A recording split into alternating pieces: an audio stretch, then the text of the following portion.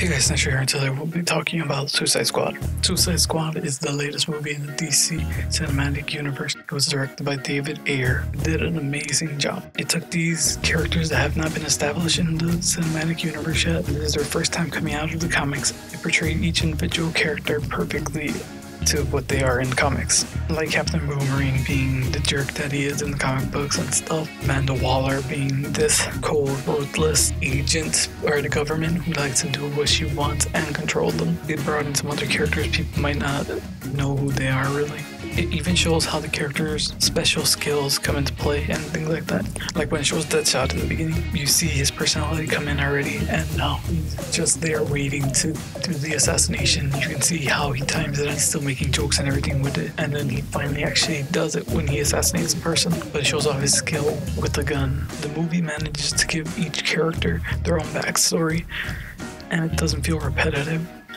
It explains who they are and how each person is different in it. It shows what they're fighting for, or shows the reasons why they want to join, or who the ones who don't want to join don't want to. The movie is action oriented with little bits of humor sprinkled about, which do it well, because there's a lot of times when that humor is needed to draw away from just the plain action.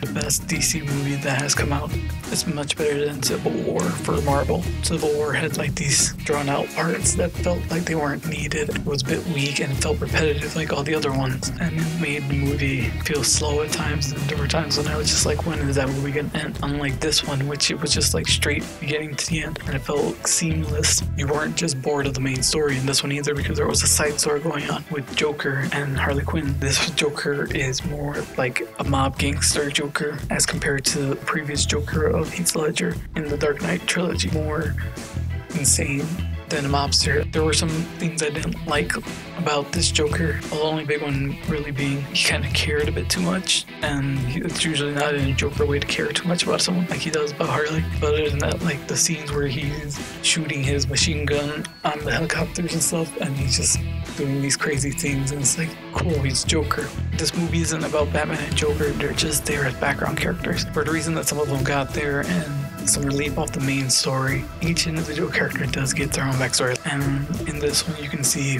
and how they interact with each other. They are still bad guys, and you can see throughout the movie that they are bad guys, but you can see that they're still people and they have people that they care for, like Deadshot and his daughter, like in the comics and in the animated movie, if you remember. There were, he even has the death wish that he wants to die basically.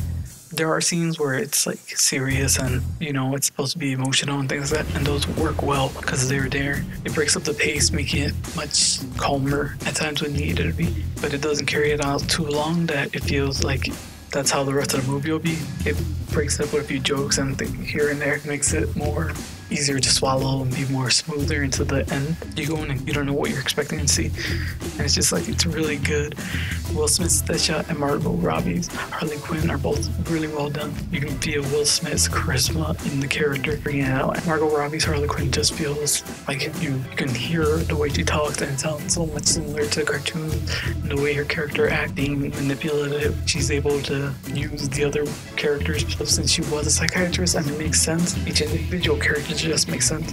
El Diablo's, his story brings in a lot to the actual characters. You can see that not all of the members just want to be part of it. They're forced to. Yeah, Suicide Squad is definitely the best movie of this year. There have been a lot of movies, and this is by far the best one of the year. Better than any Marvel movie that's come out in recent years, and better than any DC movie. In the comments below, tell me, have you seen it? What did you think about it? What did you think about this video? If you guys like this video, leave a like and subscribe. Thanks for watching. We'll pick it up in the next one.